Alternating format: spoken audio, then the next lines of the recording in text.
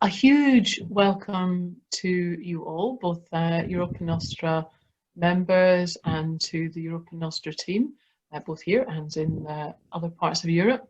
For those of you who haven't bumped into me before, my name is Sarah Croft, and I have the delight and the honour of being the chair of Europa Nostra.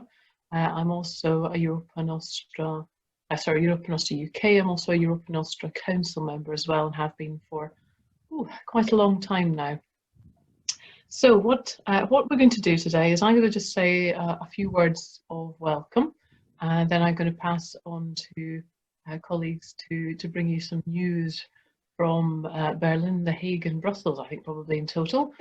And then we will move on to a session of discussion and questions. But just before we do that, I think it's useful for me to set the context. The context being that after a long and incredibly painful process, we, in theory, in the UK, are leaving the EU in a couple of months' time, much to the deep dismay, I think, of everyone present in this Zoom webinar. But as we didn't quite get to make that decision, we have to make the best of a rather unfortunate situation. And that's really the background to this discussion. How in this weird and unknown post-Brexit world do we manage to maintain our connections between the UK and the rest of Europe? Because we know for certain that we have a strong bond of cultural heritage, and we know that this particular group of people in this webinar care deeply about that. And I thought perhaps it might make sense if I just remind us very briefly of what Europa Nostra UK is here to do. We are, of course, a charity, a small charity, and we exist to support the work of Europa Nostra. And we managed to articulate 5 key aims a few months ago, and you'll find these are actually published on our still relatively new but very shiny website. And those 5 aims are, firstly, to nurture enthusiasm for our shared European cultural heritage, starting point. And the second is to articulate the values and ideas that connect us to our colleagues in Europe.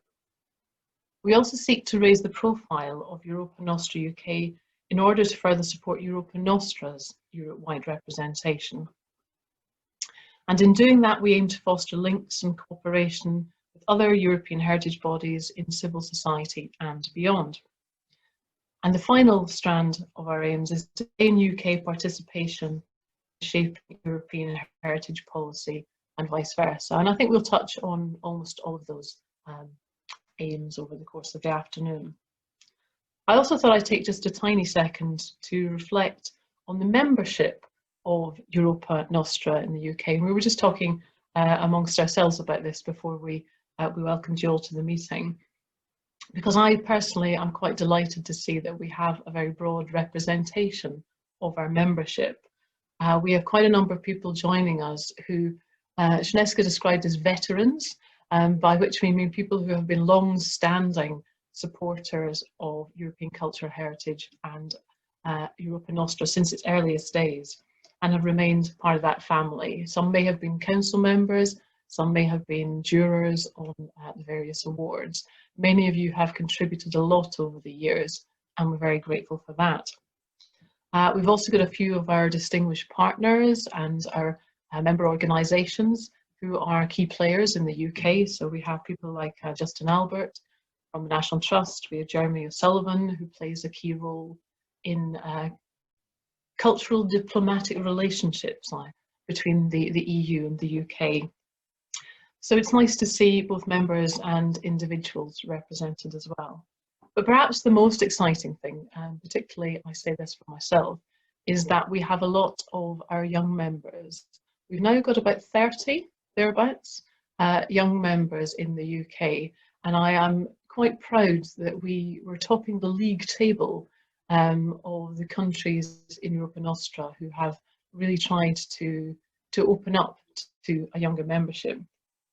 I think it's really encouraging to see such passion and enthusiasm from the next generation of professionals. And I hope that those of you who joined us today find this an interesting and a helpful afternoon. So yes, welcome to one and all.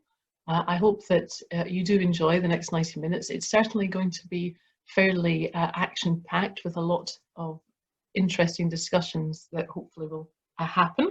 But before we get to that, we have a couple of presentations. So I'm going to invite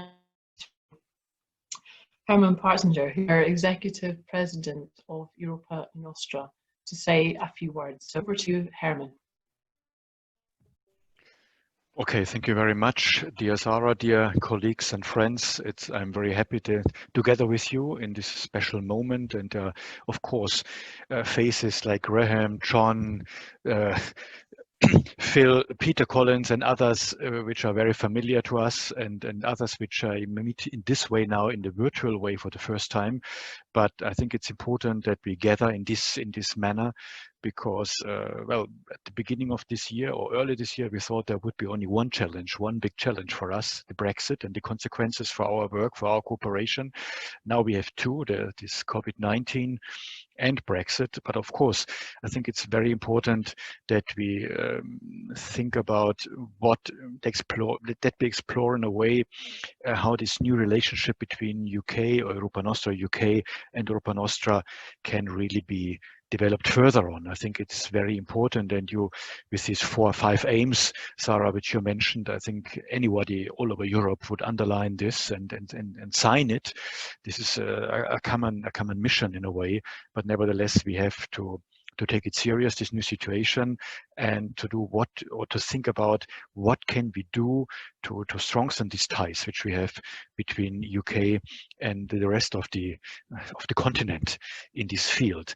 And it's also important, you just mentioned there are so many young members in Europa Nostra UK. This is really indeed a very positive development, and I think especially for them it's important to encourage, to energize them for our overall aims which we have for the whole Europa Nostra. I mean, nevertheless, Brits play a very important role for Europa Nostra. When I just look at our governing bodies, Sarah, you are a council member, Peter Collins is a council member and also working for so many years, and also in the council meetings, one of the really most active persons with many important ideas always to discuss, and Graham, who is member in the board, John, our former vice executive president, John Sell, and still in many ways connected very closely to us. So in a way, there will be this Brexit, but on the other hand, I think we continue being very closely together, and also because, I mean, UK is one of the most important countries gathering category awards, and the most laureates after the Spaniards are the British. 62 laureates since 2002. I mean, this is really a success which can make you proud. And I think this is something on which we should build on to develop our partnership further on. And of course, I think we have in this post-Brexit period, we have to show what are really the tangible benefits for our cooperation, and to make clear to everybody that Europa Nostra and that the British colleagues, the British specialists for heritage, for cultural heritage, that we are still one family, because we have one mission, we have the same aims, and this is very important. And perhaps this is something now that you are leaving us after 47 years, not leaving Europa Nostra, but leaving EU, to really develop or think how we can, because we always said that Europa Nostra is not just a EU mission. We have colleagues from Serbia. We discussed about how can we intensify cooperation with Russia. We have someone from Ukraine in the council. I mean, Europe is far bigger than only the EU. And I mean, perhaps we have to think about how we can give these non-EU countries within Europa Nostra a stronger voice. I think, and especially Europa Nostra UK, as you have this long-lasting experience of acting within Europa Nostra.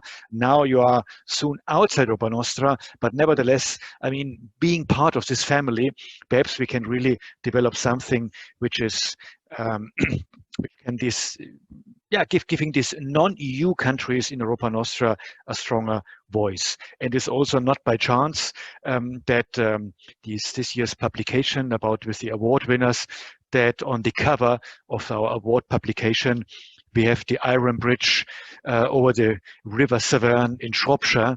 I mean, this is in a way a bridge, an award winner from Britain showing a bridge. I mean, this is more symbolism is impossible also in this very, in a way, also not easy moment.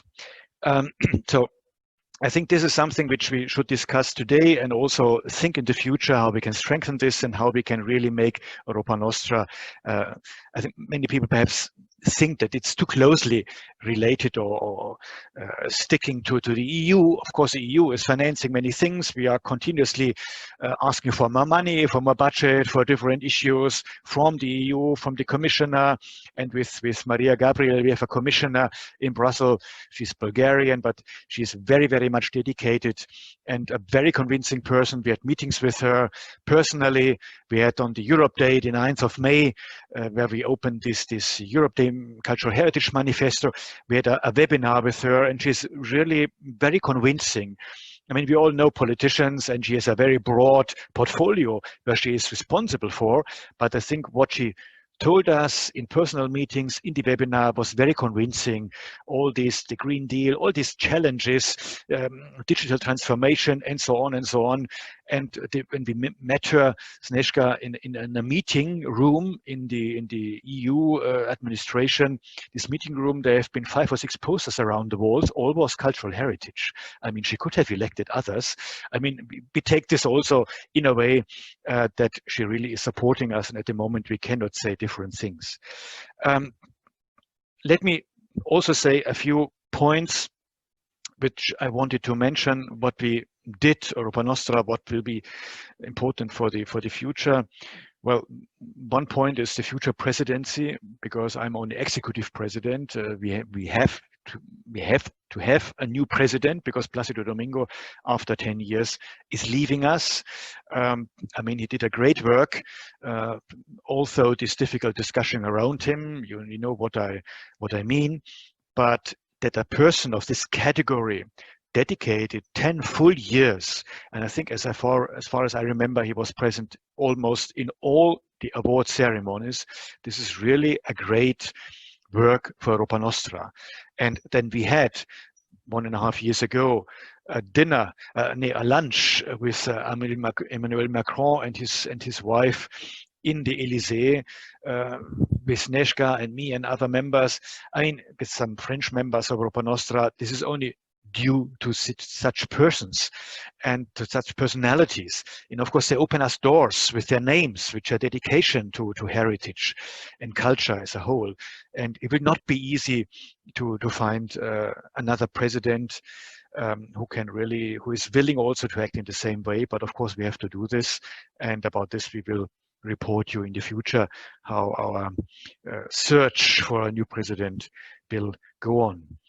We are thinking about, we had meetings, webinar likes or WebEx, Zoom meetings in the last months and weeks, and we'll have until the end of the year, because of course we do not know how all this will proceed. We have had a council meeting via Zoom, and we will organize the General Assembly the 19th of October, because we have to have the General Assembly. So this is very important for certain decisions we have to take. We have now, I think, or Snezhka later can take, we have now a date for the award ceremony also via Zoom, but I think it's important to have it in a way. Perhaps we can repeat it in another way, because it's not so nice for the award winners to be presented the award only in a webinar or whatever, on a Zoom meeting, but nevertheless, it's important to do it. But we have to think also how we can repeat it in a way, hoping that next year everything will be better. Let's see if it will be like this. But of course, not only the Brexit, there are many challenges. We prepared papers. We are now a European Heritage Green Paper is in preparation. I think this is very important as part of the Green Deal. We made the team in Hague, especially Lorena, is invested a lot of work in a paper on the impact of COVID-19, where we gathered opinions, experiences from all over Europe. We have this European Heritage Alliance Manifesto, which was first presented to the public in the 9th of May in this European, the Europe Day, where we had this webinar with the European Commissioner. And I think, I don't know how many signatures in the meantime we gathered. We were about to reach 1,000, I think. And of course, it would be great to pass it.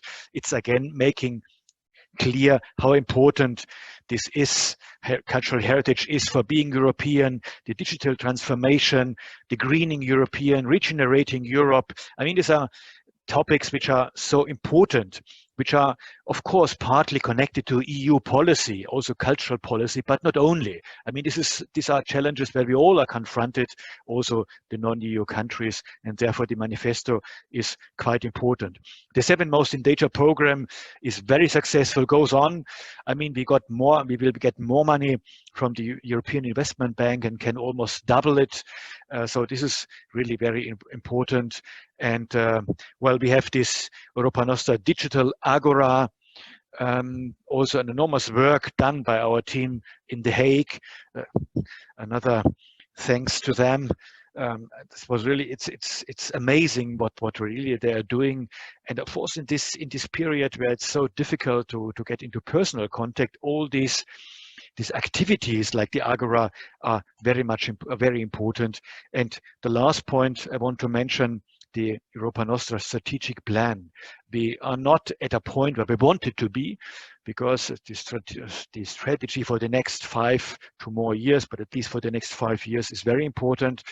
I mean, all the other challenges which came over us, especially the pandemics, of course, and many other issues which we had to, and works we had to do. So we are not still at a moment where we can really present a strategic plan to the Council, but I think the strategic plan is something very important. And of course, the new situation which Europa Nostra has with the United Kingdom and the situation about the post-Brexit, in a way must be reflected also in our strategic plan, especially what I already mentioned, how giving a stronger voice to the non-EU countries in the European cultural heritage family. So this is a little bit the challenges I see, or we see, which we discussed in the board, of course, broadly, and partly also in the Council. The papers where we are working on, which we are preparing, just to give you a short overview. But I'm sure that many of you are following the website and are well aware about the activities where we are going on and what we are producing. And again, a great thank you to our team in The Hague, which is really working like hell. Our team in Brussels as well, which is expanding. We're making it bigger because we see, of course, not only that we want to have benefit from the European Commission, but we also want that they are taking into account what we see, the main challenges, the most important issues which we have to deal with. So we want to influence EU policy. And in a way, I mean, the British colleague from the field of heritage, through Europa Nostra, they can in a way indirectly influence also EU policy. And at the very end, we are doing all this together for bringing forward heritage and cultural heritage in Europe. And strengthening European cohesion, because feeling European and feeling that history, cultural heritage can do a lot for being European is not something which we should leave over only to the European Union. This is something which every British and every German, every Serb, and wherever you are, Ukrainian, Russian, I'm talking a lot with the Russians as well. I mean, we're all feeling in a way European. It's difficult to translate this or transform this in a clear cultural policy, but it's important that the individuals, that the persons, and that the people and the peoples are really feeling, in a way, belonging together, connected by so many things. And this is the basis, our fundament, and I think also the fundament of Europa Nostra, because Europa Nostra founded in 1963. This was a different Europe than now. Well, some things went better, others became again more complicated. But I think this is the challenge, the basic and the fundamental challenge which we have for the future. So this is my introduction, and thank you for listening. And I think Snezka, of course, will also say a few words to you, and then we can enter into the discussion. Perhaps I wanted to say it already now. Perhaps I have to leave a few minutes earlier, but mostly of the time I'm with you. I'm very happy that we can have this meeting. Thank you very much. Thank you so much, Herman, for that very rousing introduction, and for speaking with such passion about how being active and engaged citizens will help us deal with the challenges that we face. And those are shared challenges. They are things like the post-COVID recovery, climate action, and such like. And I think those will be themes perhaps for the rest of the afternoon. I'm now going to very quickly turn to Snezka Mihailovic, our Secretary General, to say a little bit about the many, many things that she and her team have been working on. Over to you, Snezka. Thank you, Sarah. After this wonderful introduction by Herman, I'm always so surprised how in such a short period of time you can say absolutely everything. You haven't forgotten any points that we were supposed to say. So, you know, what can I add to your really very, very condensed message of where we stand in Europa Nostra, and where we stand in our relationship with our UK members and friends. Perhaps I would like, you know, just to add with a little bit of a personal note. And Sarah, you said that I mentioned that there will be a lot of veterans attending, but I think I am one of the biggest veteran in this whole story. So there is no, I didn't want to make any derogative remarks, because I realized that I have been involved for half of the life of Europa Nostra. Europa Nostra was born in 1963.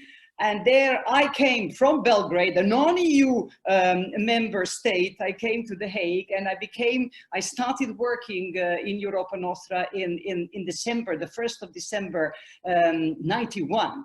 And believe it or not, the second day, on the 2nd of December, I was in the plane flying to London, because my first assignment was to go to London and to meet Sir Christopher Odell, and to talk with him about the challenges that we had in Europa Nostra after the fall of the Berlin Wall, how we can bring Europe closer together, and how we can sort of tap into the enormous potential of European Union finally discovering that European integration is much more than market economy, that it is first and foremost also an incredible, important shared history, shared heritage, and shared culture. And so, and I wanted to mention, to recall that, because also Sir Christopher Odell, he was negotiating the entry of the UK into the EU. And he was the leading pillar of Europa Nostra's development for a decade. And he has been a great teacher for me. As you all know, he has passed away at the end of December, and I also wanted to sort of to also dedicate in a way this conversation to his memory, because I think he would be and I think he hears us, and he would be very happy to know that this extremely important, vital relationship between UK heritage movement and Europa Nostra is going on. It's not going to be weaker, it's going to be stronger. And I'm convinced, as Herman has said, that Brexit is an incredible challenge for the UK. It's an incredible challenge to the European Union.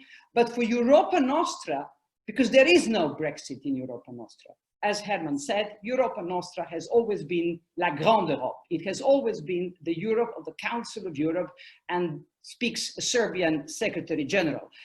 So you can be sure that Herman, me, the whole board, the whole staff has never intended and will never focus solely on our relationship with members coming and partners coming from the member states of the European Union.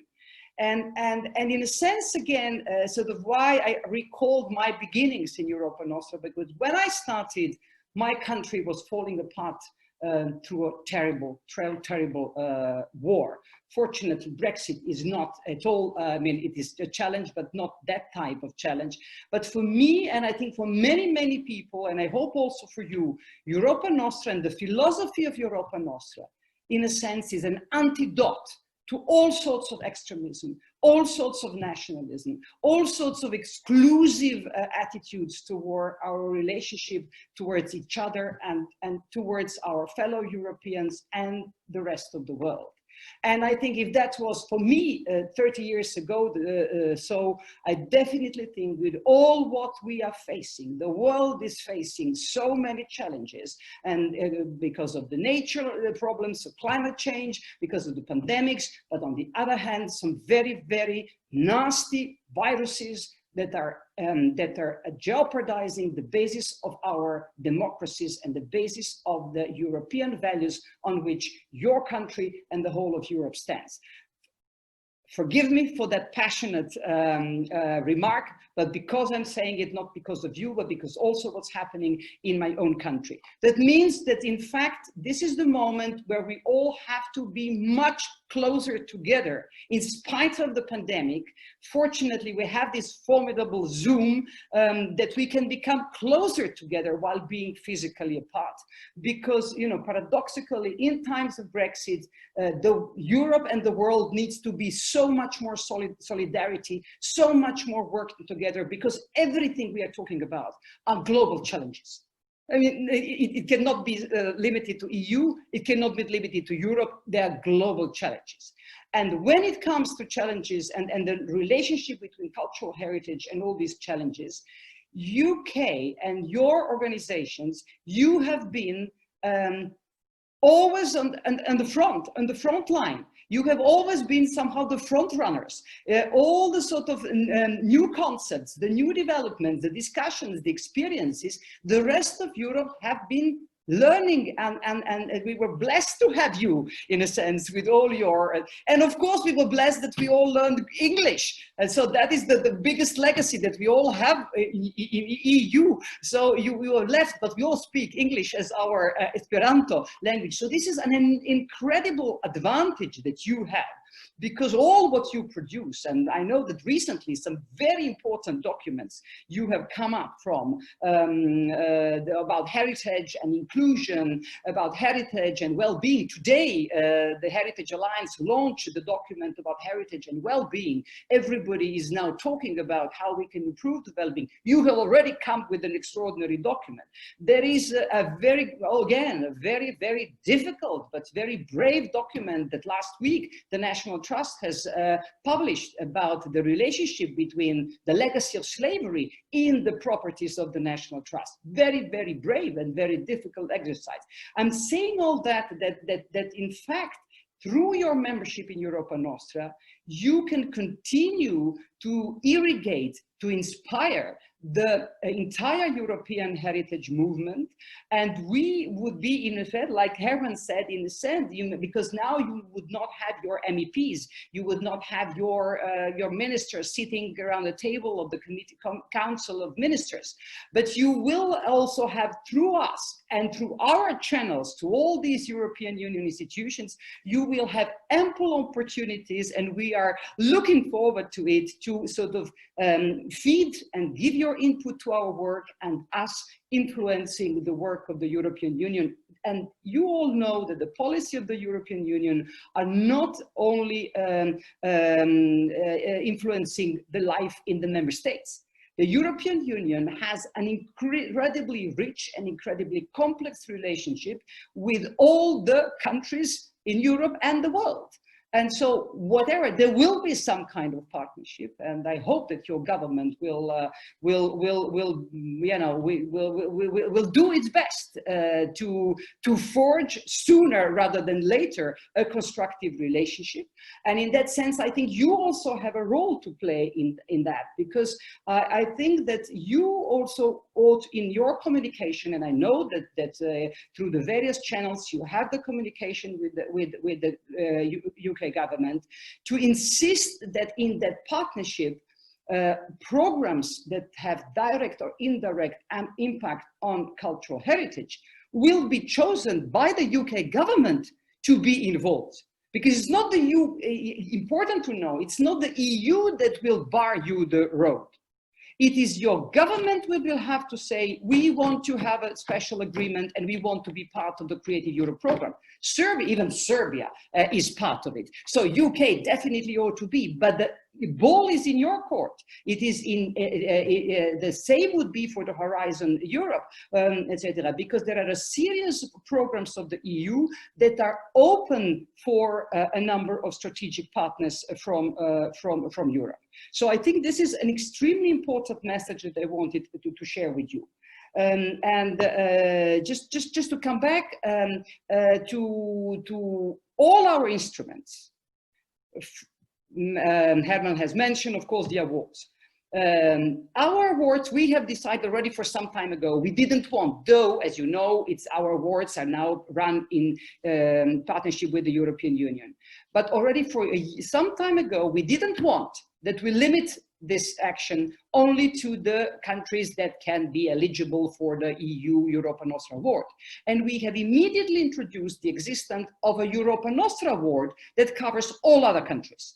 Which means that from that point of view, you will continue, hopefully you will again on the 1st of October. I think Elena is looking forward to getting, and Audrey, a lot of applications from the UK. So that will not change. The only thing will be changed that you will not be eligible to get the Grand Prix. Now, bad luck, but you know, perhaps if UK signed an agreement on the Creative Europe program, that will again change, and again UK projects will be eligible.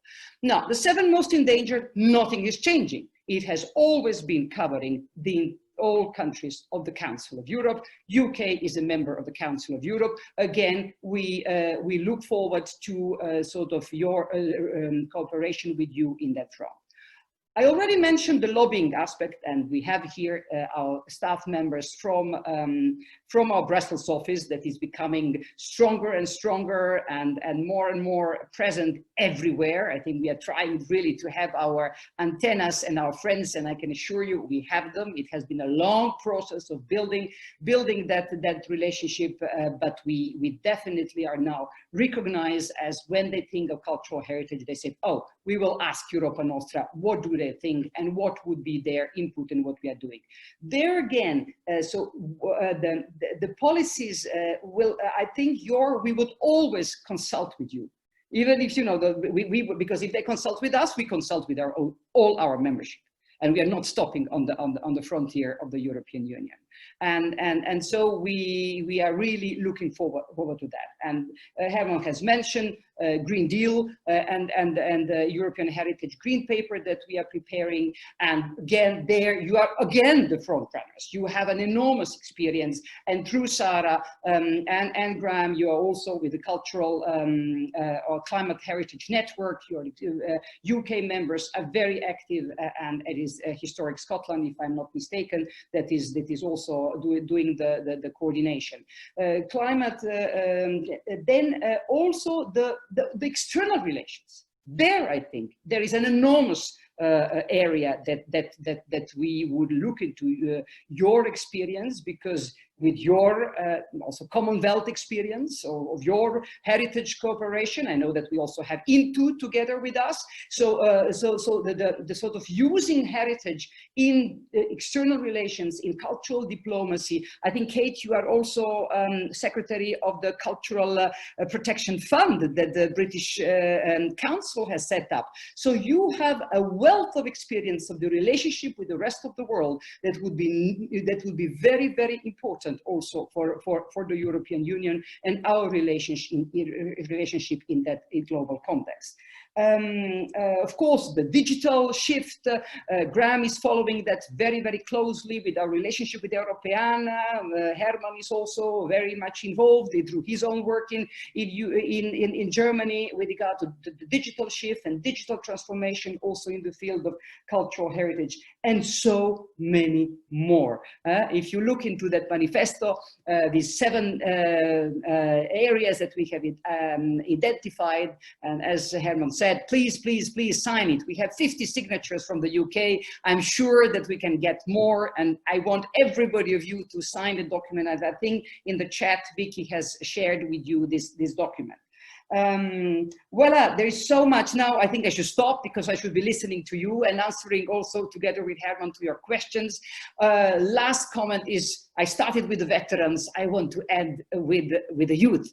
And I'm delighted indeed that we have so many of young members also participating, and so many young members of our staff, together with Jamie and Grace. I think there are all sorts of ideas how we can much more develop not just relationship with young members in UK, but use the energy that is coming from UK there for our overall young heritage professionals network, and within the sort of ideas that we are developing about Europa Nostra Agora, but I think we will come back to that in response to your questions. So once again, I think we are a phenomenal family, and we have all generations gathered together, and thank you for being with us. And if you still doubt that we are going to reduce our relationship, I think that you should not be doubting about that at all anymore.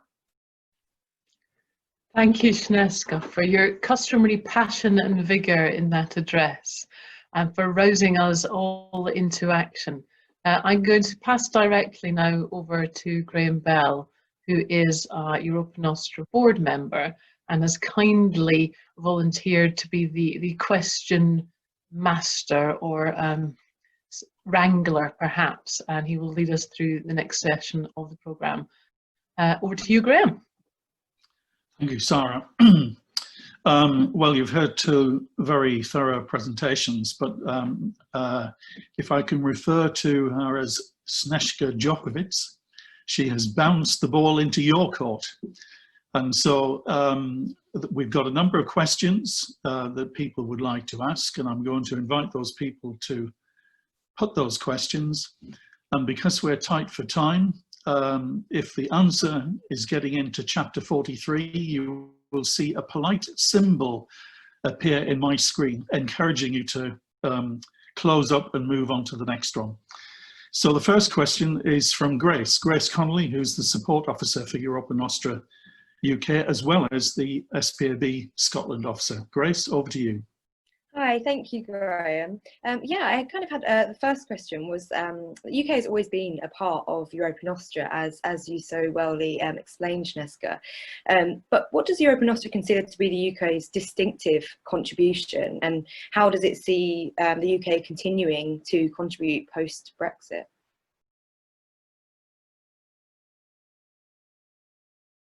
Herman, I mean, I think that I have responded quite a lot for that question in my talks. Do you feel that I need to elaborate more on that? Because and Herman, I don't know. I mean, in any case, you know, I think the distinctiveness. What is the distinctiveness? Distinctiveness is the enormously long experience and the enormously rich wealth of heritage organizations. I don't think that there is any European country in a Grand Europe that has it. You have first that, plus you have created the Heritage Alliance. You also brought it all together, understanding that at some point, fragmentation, there is a risk of fragmentation, too many different, and you brought it all together, and that has been an inspiration. Kate knows it very well, because at that time she was putting together coordinating the Heritage Alliance. That has inspired us to create in 2011 a European Heritage Alliance, because l'union fait la force, stronger together. And if we, you know, shape that lobby, heritage lobby together, so so you have done it, you have inspired Europa Nostra, and I think now we have to inspire more of the European countries to do the same, because we still struggle that we don't have in every European country such a sort of attempt to bring, to orchestrate and to structure the voice of civil society and of heritage stakeholders. So I would say once again, praise for your expertise, for your experience, and for the way you are bringing it all together. And as for the second part of your question, I think that we have, and both Herman and I, we have definitely said that there is nothing that in our work is going to change in the way we are going to work. You are also amply represented in our various bodies, in all our governing and consultative bodies. You will not receive, like Graham received on what was now, when on 1st of January you received that you are closed, that you can't, that your email box was closed and that you will not receive any more emails. No, all these things is simply not going to happen, because Europa Nostra is not an intergovernmental institution. Europa Nostra is a civil society movement, and in that for Europe and for cultural heritage. So whoever is committed to these goals is welcome, and we hope that we will rather intensify than sort of slow down this relationship. Herman, I don't know whether you want to add anything. Of course, when you talk, there's not much to add. No, but I want to say that United Kingdom, our British colleagues, have been so important when Europa Nostra was founded, and before Great Britain became member of the EU. So why should this change only because you are leaving now EU? So I think we should really go on as if nothing had happened. We have a common challenge. Of course, what happens politically makes life not easier, but nevertheless we have this common aims. And therefore, I think nothing should change. Perhaps one thing to change. We should think about, as we both, Snezka and me mentioned before, how can we still go on further on? How can we strengthen our ties? But I think really we should think that nothing would happen. I think inevitably this afternoon there will be overlap between things that have been said and people are thinking of saying, so we just accept that. So let's move on to the second question, and Kate Pugh is going to put this question, and she's Secretary of Europa Nostra UK. Kate.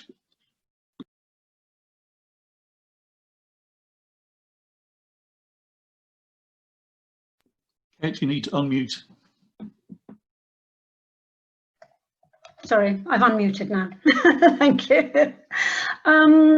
My question, again, has been slightly covered in the introductions, but I just wonder if there's more that either Snezka or Herman would like to add.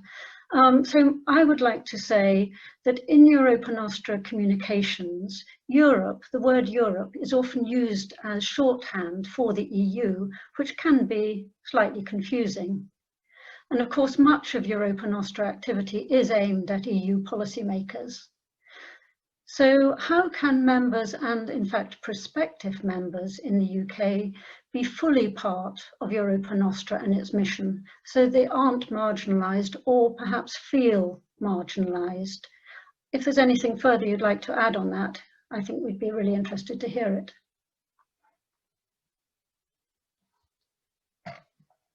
Herman? Yeah, perhaps we really should give more attention to whatever we publish on our websites, papers, and so on, to make this clearer. Because I mean, as I said in my statement, there are many people from many countries which are not part of EU, but and which are very important for Europa Nostra. And perhaps we should be more careful in this. I think, repeating what I said before, but nevertheless, I think it's important to find a way of the non-EU, giving a stronger voice within Europa Nostra to the non-EU countries. And at the same time, pay more attention in formulating papers and things like that. This differentiation between EU and Europe, of course, as we are closer to EU policy to get more money and to have more influence, I agree that sometimes things are getting mixed up, and therefore I repeat, we should pay more attention to make it clear that we are talking about Europe. And when we talk about EU, we have to clearly say it, but not as a synonym. Absolutely, Herman. So with the whole team is listening very carefully, the communication team. And I'll just add again a personal anecdote. When 35 years ago, I came to France from Belgrade to study European law, they asked me, when did you come to Europe?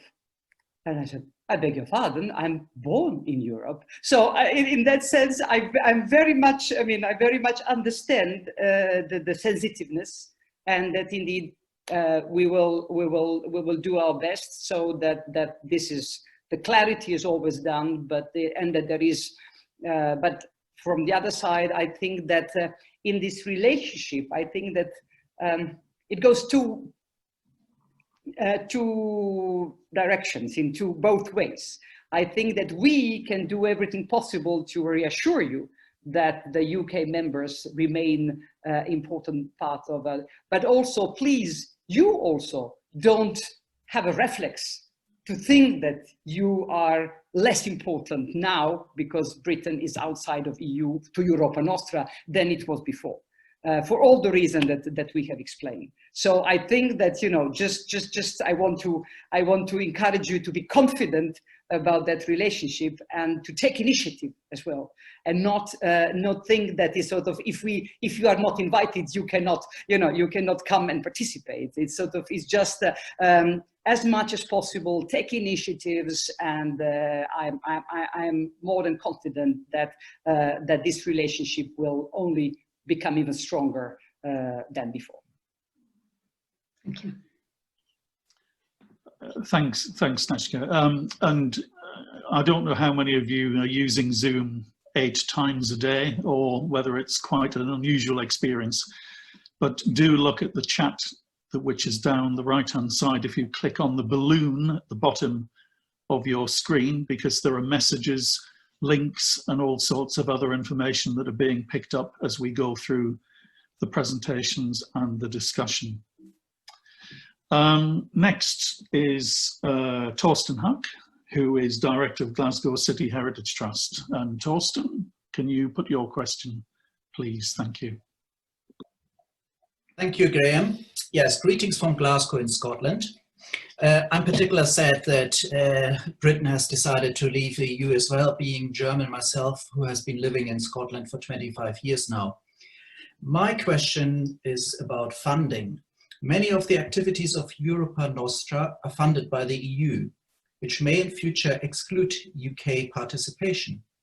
As Europa Nostra prepares a new strategic plan, could this aim to help non-EU as much as EU countries? So specifically the strategic plan.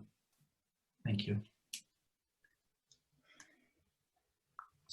Did I speak too fast? No. What I would say, independent where the funding comes from, our program is for the whole of Europe, and Britain or Serbia or whatever country should not be excluded.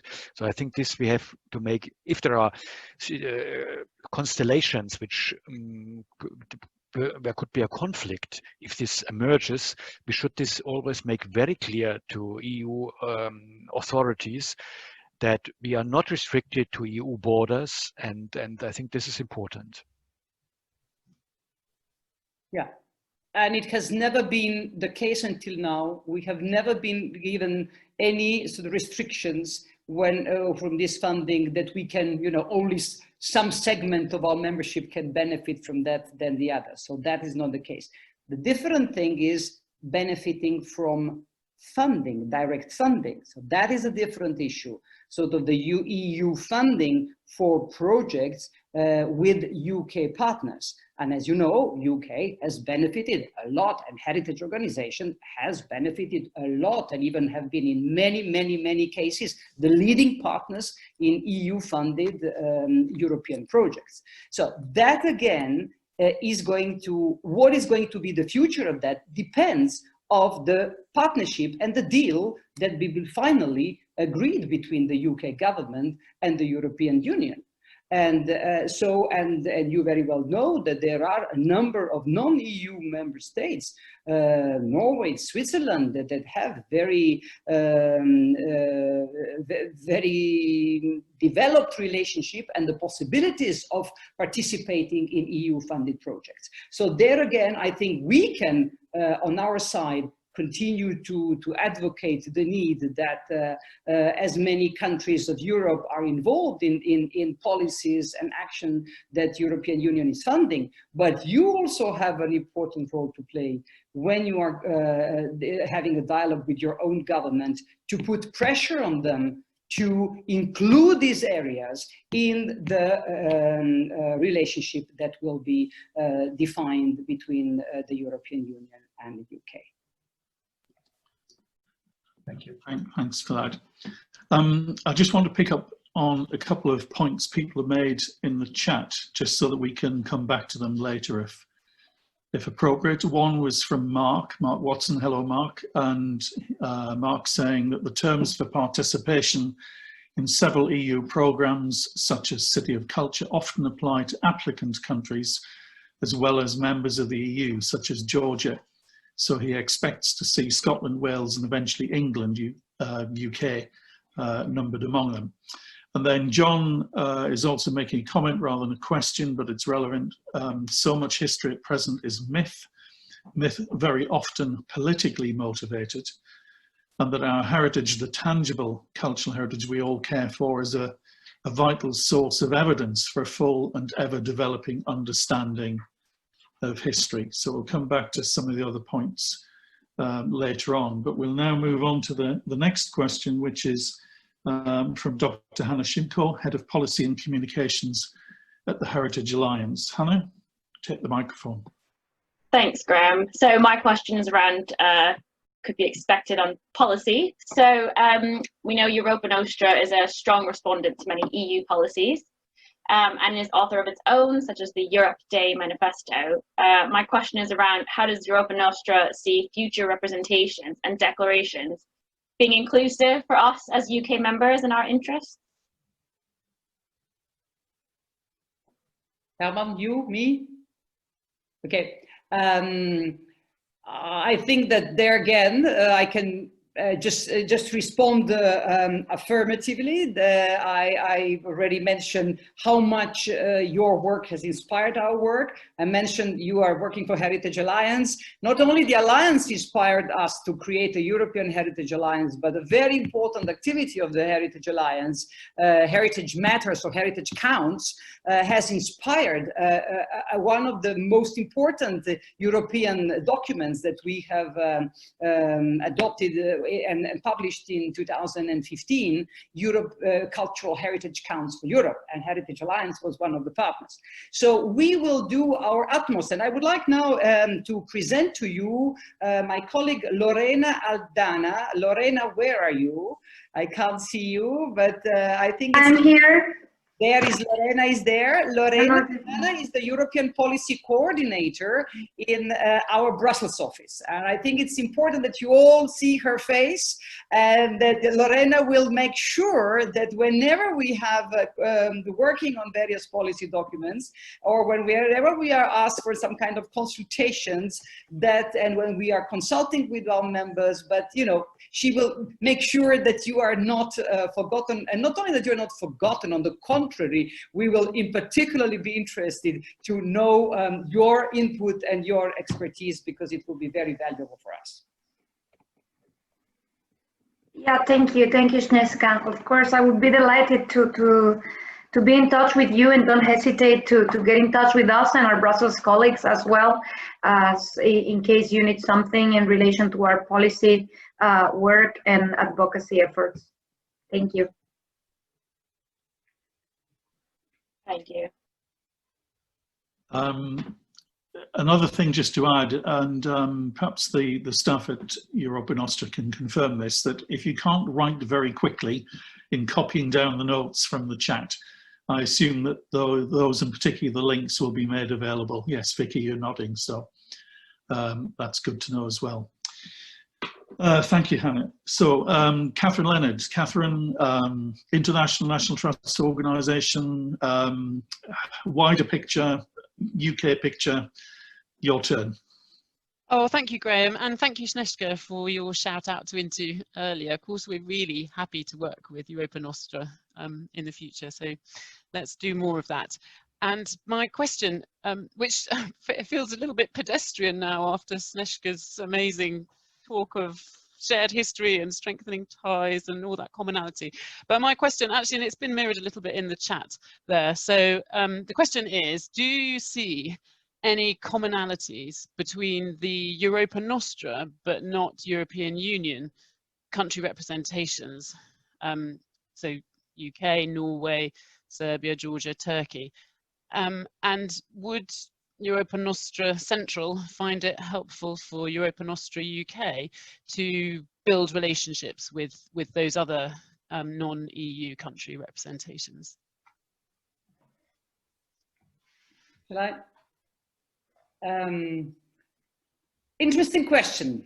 And delighted to see you, delighted to visit each other like that. Catherine, I don't know. I'm a little bit hesitant about your proposal, because I think that there is, first of all, there is such different situations from a country like Serbia, where I come from, struggling with almost one-party state, lack of democracy, lack of rule of law, lack of everything. So, you know, but the country that is struggling to enter the EU.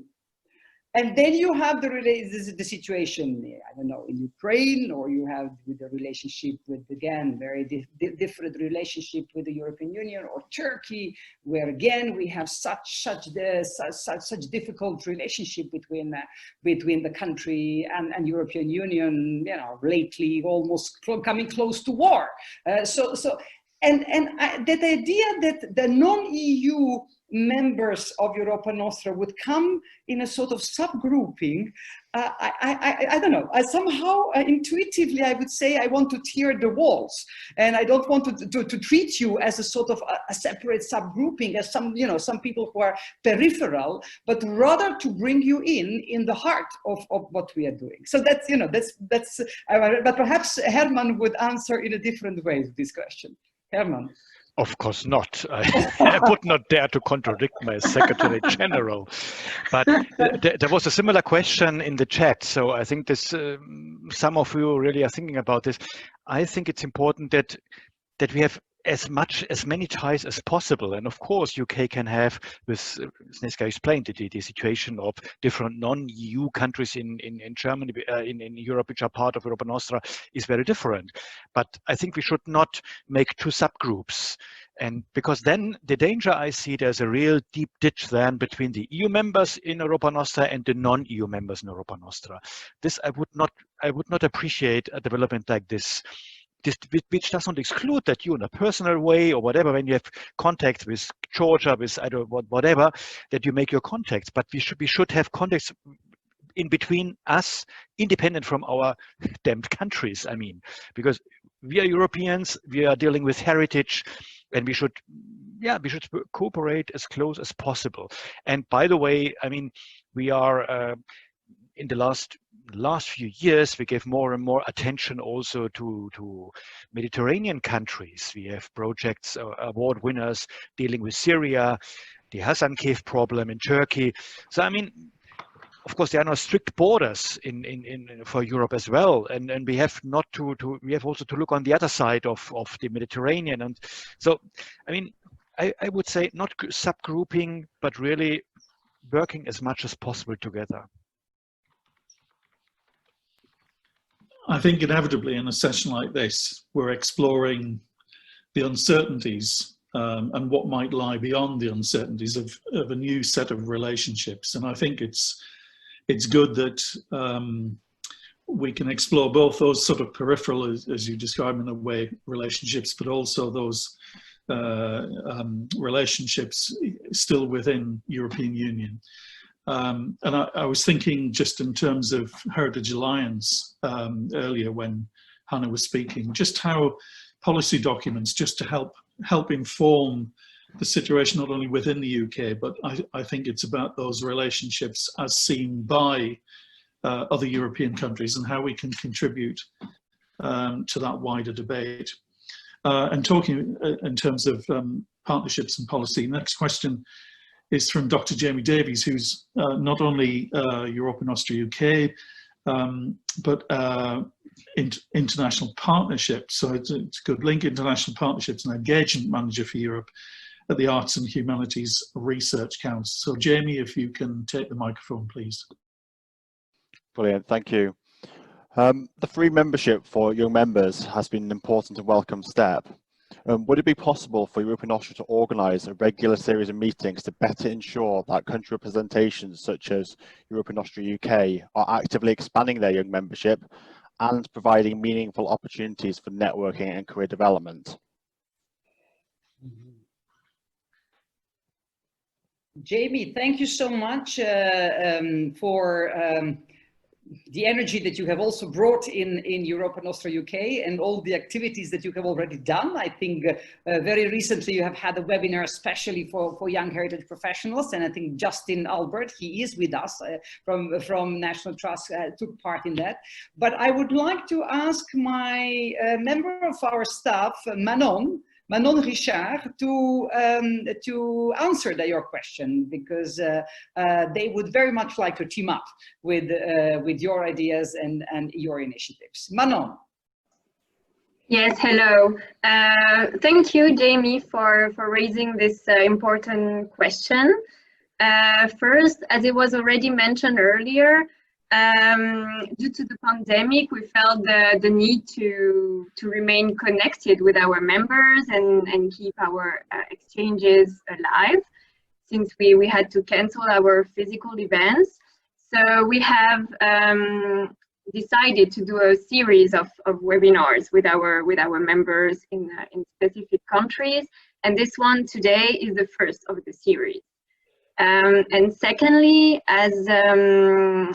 as also mentioned, youth has been one of our main priorities for, I think, the past 2 years. And we've launched our youth membership at the beginning of 2019, which is free. And now, after one and a half year, we already count 163 young members. And the UK is the most represented country with 31 members. And this, of course, we owe to the efforts of Europa Nostra UK to have mobilized all those young people.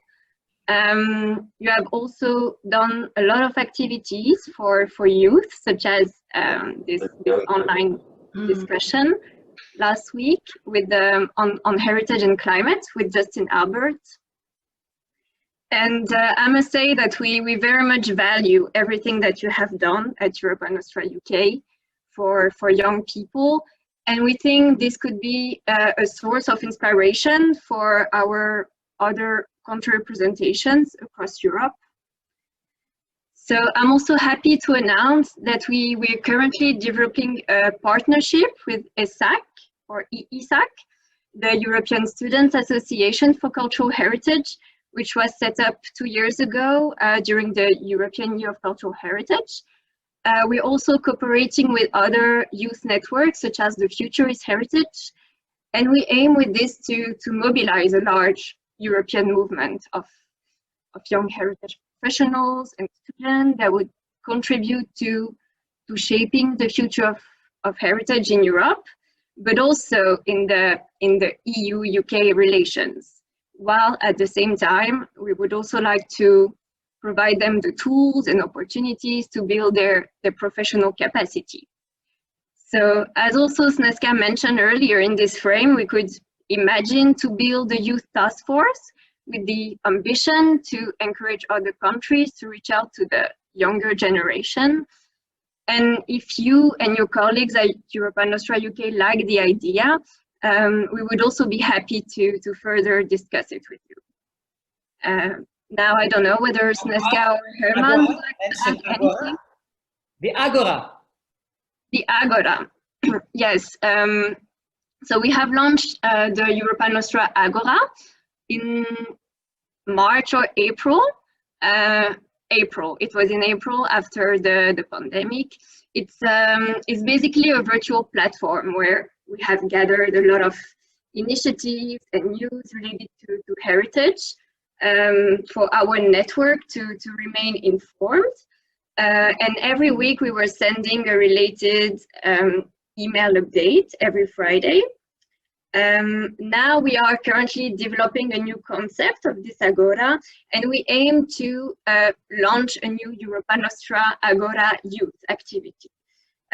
It would be also on this virtual platform where we would also gather a lot of initiatives, tips, career opportunities for young people. So also with Europa Nostra UK, we could imagine a partnership to feed in this work and provide young people with a lot of opportunities. Excellent. Can I join the young? Yes, of course. Good. Now, those of you who've spent the last 6 months on Zoom know that no self-respecting Zoom meeting is complete without a cat walking across a keyboard. And Natalia, I think you win the prize because I saw a tail looking like a periscope moving across your screen earlier. So you can now ask your question, please. Oh, hi. So I think my question actually comes in 2 parts thanks to the pandemic. So I was going to ask, firstly, how can Europa Nostra UK work with Europa Nostra to ensure events are developed which will include better representation from across Europe? And secondly, how can we maintain that once we return to physical meetings?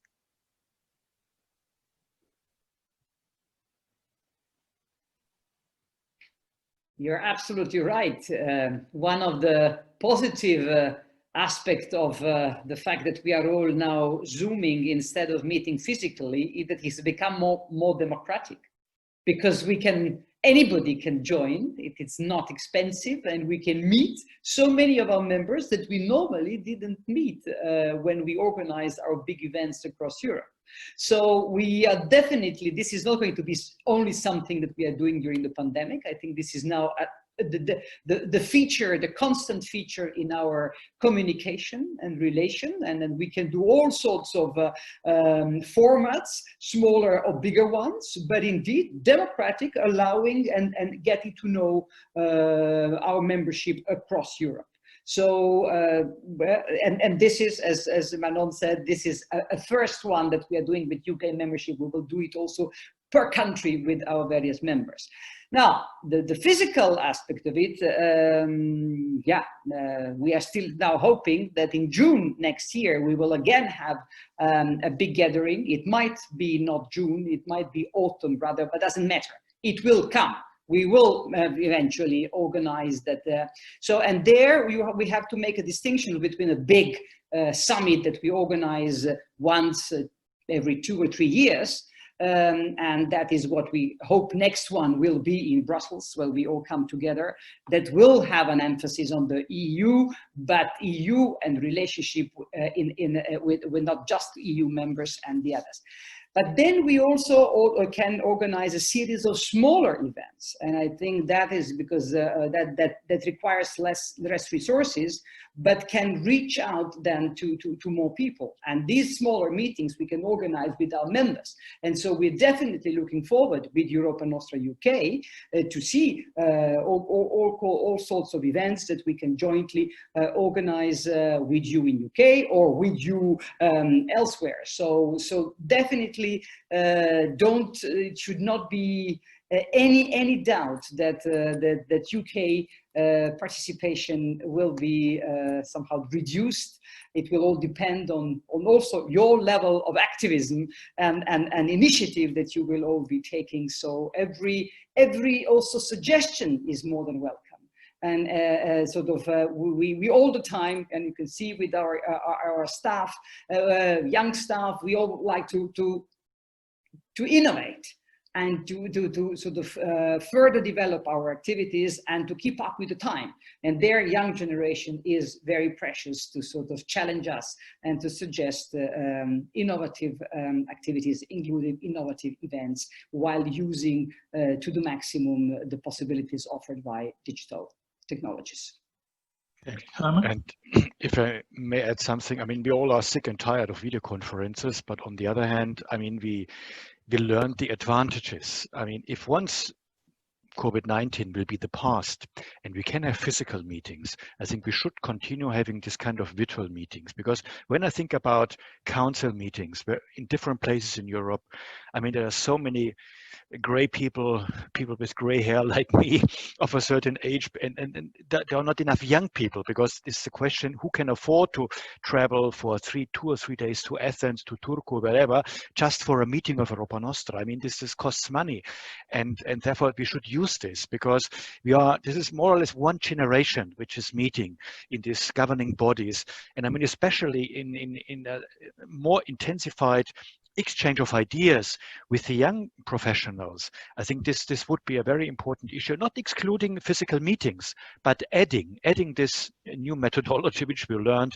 really in a way of exchange with the young professionals. This, I think we should in a way find formats to continue this. Thank you. Really important point, and I think it's good to see over the more recent questions and discussion this continuous theme about young people and the next generation, which of course is also part of not only European Commission's agenda, but our own agenda. I want to move on now to next question, which is close to our hearts.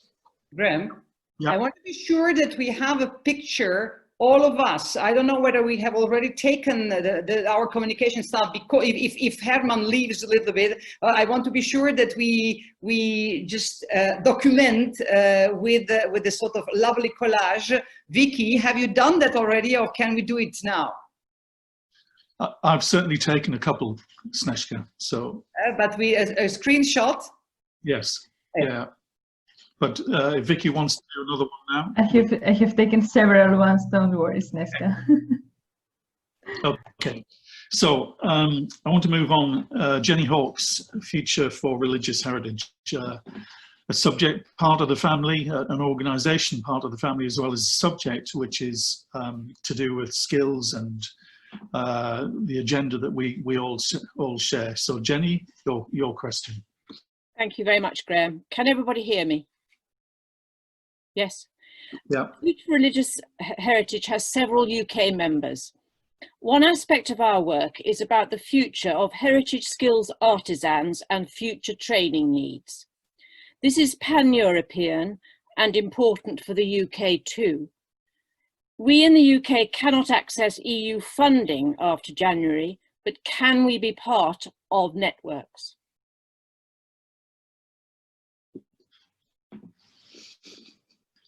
Definitely. For networks, in my view, first, I mean, a network like Europa Nostra, for the network of Future for Religious Heritage, and many more. I mentioned already the European Heritage Alliance, and your organization is member of a very active member of the European Heritage Alliance, and we have in total 49. So we are hoping very much, and many of these networks are having very active UK organizations, so that should absolutely not alter. On the contrary, once again, I think that it's, once again, I'm saying that it's UK members and UK parts of this network should feel that that is through these platforms and networks, you can feed the policy making, and you can still have a very important contribution. On the issue on training and skills, a very, very important issue. Graham, who is in our board, is, I can assure you, a very important ambassador of the importance of training, of heritage skills, and this is an issue that we will be carrying further towards the EU, but also in the wider context of the Council of Europe. So please, nothing should stop you to continue sort of a very, very intense conversation and sort of policy discussion with your colleagues from the whole yes, Europe. well, I'll certainly want to talk to Graham about it as well, I think. Thank you. Sure, thanks. Herman, yeah. Just one word. I completely agree, and we even should not, I would not exclude the fact that if there is a funding for networks and UK institutions or individuals are part of this network, why shouldn't they receive part of this funding? I mean, this we have to check, of course, with there are certain regulations, but from our side, we would not exclude that. And there is an interesting issue, I don't know, because much more money is in research, and the EU invests in research. And for example, the European Research Council, you know that, with the different grants, there's a huge money spent in research and investigation. And I know that with Switzerland is also not part of the EU, and they have a certain contract with the EU since many years, and they participate in the funding of the European Research Council. I don't know if once all this Brexit is done, if there are certain contracts with Britain that, in this case, Switzerland is paying some money into a fund, a common fund, and then they can participate. And I know it because I'm coming more from the world of research. I know that the most grants of which the European Research Council is giving, most of them are going to University of the United Kingdom. I mean, so I suppose perhaps there can be found in the future a way, even officially, that UK institutions can participate in this kind of funding. But again, if there is funding for a network, for a European network, we should really fight for that, that if there are UK partners or Trojan partners in the network, they also should be able to receive money. Graham, Sarah, Snezka, colleagues and friends, I have to prepare for the next video conference. So I leave you. I found it a great meeting, and I would be very happy if once in a certain time we could repeat that. I think it would be important to have this exchange. So thank you very much, and stay healthy, and all the best from my side. Bye-bye. Thank you. Couple of points in the chat. I do need to move towards our closing session, but I just want to flag these up. First of all, from Peter Collins, this is almost homework. Oxford University Admissions calls itself needs blind. Should Europa Nostra, in respect of its pronouncements, etc., be proud to be EU blind? And then certainly one picking up the theme of this afternoon, Ian Jolliffe's point about how are we going to fuel the long-term enthusiasm for Europa Nostra with regard to young members. So let's just bear those in mind. I want to come on to the last question, which really is a link between this question session and the closing session, and I'm coming back to Sarah. As you would expect, someone like Sarah has multiple hats. Snezka briefly mentioned, there you go, demonstration. Snezka briefly mentioned earlier our involvement with the Climate Heritage Network, and I think this is certainly a subject that has been increasing, I suppose, over the last year. So, Sarah, your link question. Thank you, Graham. And it's not just that I like to get the last word, of course it isn't. Yes, so bringing us on to something quite practical.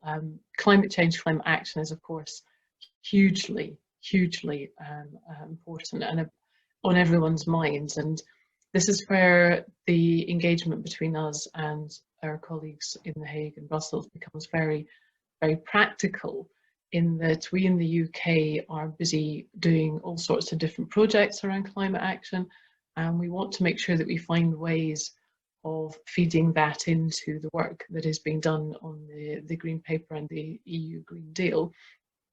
And by way of the plug that Graham mentioned, because this is an important topic, we've chosen to make it the theme for the lecture that takes place after this year's AGM, which is on the 7th of October. And we're delighted to have Mark Kanata, who's an architect, talking about his Cassandra project, which is a way of effectively modelling historic environments in a digital platform in order to help make decisions about adaptation and mitigation for climate change. So that's one example of something that we're doing, sharing good practice between Mark in his practice in Sicily, ourselves in the UK, and indeed anyone else who wants to join. But perhaps Sneska might say a word about what other practical things we can do to input into that EU Green Deal. Thank you so much. Yeah, but that is the issue for the end. Everybody's saying that this is a much bigger challenge to all of us than even the pandemic. Not many-fold bigger with the impact on the entire planet. So the heritage world needs to shape also and to contribute to this debate. Again, what I mentioned, we are delighted that you, Sarah, you are already for some time, you have among the founding members of the Climate Heritage Network, launched last year, if I'm not mistaken, in October in Edinburgh. So it is based in UK. Graham is also has represented us on that occasion. So already there you can see it's our UK members that are represented Europa Nostra also into this discussion. So we are now getting into the very specific lobbying and activity policy, influencing policy at EU level. Now the European, yeah, it is EU, but European Green Deal is going to be impactful for the entire debate and entire mobilization on the global level. The EU is one of the leading player in that global mobilization. So I think from that point of view, if we all manage to convince the European Union leaders that cultural heritage is not only threatened by climate change, but it is also bringing a solution for many you know, for the mitigation and adaptation programs, this is good for everybody on the planetary level. And that's why we are working now with the help of Andrew Potts, our colleague from the United States, who is leading the working group on climate heritage and climate change and climate cultural heritage within ICOMOS. So again, another example of how we like to work. We like to work in partnership. We like to build bridges. So instead of working apart, we are pooling our collective knowledge. So in that context, also Graham is part of the steering committee. So we are now working on a draft that will soon be available. So we will be more than happy to share that draft even before it is finalized, that you can feed it in with whatever remarks and concrete. Indeed, that is what our members can always read, the case study, the concrete things. So we lift it up to the level of the sort of European policy level. So because of the fact that it is a global challenge and that it requires a global mobilization, UK, even if it's not a member of the EU, will play, and you will be hosting also the next COP 26, 27, 26. Whatever, the next COP in Glasgow, not this year, but next year. But there will be so many also digital communications around. So we would need you. We need your input and your expertise there. So the door is wide open. It's our common cause, and we will be working jointly together. Thank you so much, Sneska. And I think the two words in that last sentence, common cause, are incredibly important to us today. And I think our discussions this afternoon have confirmed what I think we all absolutely knew in our hearts, that the things that bind us together across La Grande Europe are much, much greater than anything that might differentiate us. And a small matter of politics. We don't need to worry about that. So that shared passion and that shared enthusiasm, I think, has come across enormously today. And as always, I find with these meetings that my own determination to do even just a few little things, or maybe some grand things, to help promote European culture and heritage, and to get people in this country talking about their shared European culture and heritage, is always boosted by this kind of activity. So with a couple of minutes to go on the clock, I would just like to say a huge thank you to Snežka and to Herman for giving up their time today, and for bringing almost the entire Europa Nostra staff to join the party as well. Thank you to everyone for your contribution. Thank you also to Graham for being the question master and coordinating a very lively discussion online, both verbally and in the chat. I'd also just like to say thank you to Grace Connolly in particular, because she is our support officer, kindly facilitated by the Society for the Protection of Ancient Buildings, SPAB. Grace does a huge amount of work, largely behind the scenes, but basically keeping the wheels turning, and a lot of the good stuff that you see on the website is very much due to her. So there you have it, the first apparently in a series of country webinars. So yes, we are of course pioneering in every way in the UK, but we would also like to learn from others too. It's always a two-way conversation. So thank you, one and all. Sarah, let me thank you on behalf of the board, and I see that we also have our Vice President Simon Mizzi from Malta, who is participating with us here. On behalf of the board, on behalf of the staff, and all of them are here. Some of them you heard, but we have Vicky Makridou from Greece, who is doing our social media. We have Sylvie Malinovska, who is from the Czech Republic and who is dealing with membership communication. We have Elena, where are you, Elena? Elena Bianchi, who is from Italy and who is for many years Madame Awards, Signora Premio Europa Nostra. We have Audrey here, Audrey from Ireland, and who is working in the team with Elena for the awards. And have I forgotten somebody from the staff here present? Manon, you have heard, and Lorena, you have heard. But I also want, because I started by speaking about the veterans, and I mentioned Sir Christopher Olden, who is not anymore with us, but I must greet the ones who are with us. I see John Sell here. Where John and Barbara?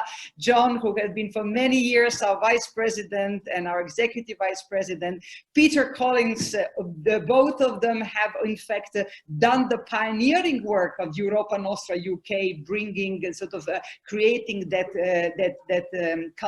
country representation. I want to thank them. I want to thank them for being still with us, and I want to thank you, Sarah, as the new chairman. You, not anymore new, but you. Can I speak with you? Oh, Rosanna is also here. Ciao, Rosanna. Oh. The board. I haven't seen you, Rosanna. Ciao, ciao, ciao. Also Ciao, Bella. Italian. I would like to speak with Peter Collins, my good friend. You see how much. Please. Please. That's what I'm saying. There is so much friendship. There is Peter. I will unmute to share my friendship with all those who are here, and in particular those who have come from abroad and from all those from The Hague. Thank you very much. Hello, Peter. Thank you. Thank you. And I think John, Gerard, I have seen also. It's wonderful. We are a big family. And it is great to see that Europa Nostra UK is now going to a next level. Because all what we, first of all, the digital shift for all of us, but all this conversation, the shaping, the structuring, Sarah, with the help of Kate, with her immense experience, with Graham, with Grace, the young generation, Jamie, fantastic. I really think that nobody should be worried about the future of the relationship between Europa Nostra and our UK membership. Please be constantly in touch. Let's recruit more members. Let's sign the manifesto Manifesto all together, and you know, let's be in all sorts of ways together. We have Italy, we have Malta, we have Serbia, we have Germany. All of us, we are part of our Europe, Europa Nostra. And with that, I think I bid you all a farewell. Have a great rest of the week, and we will see you all again soon, virtually, or maybe someday again in person. Take care, everyone.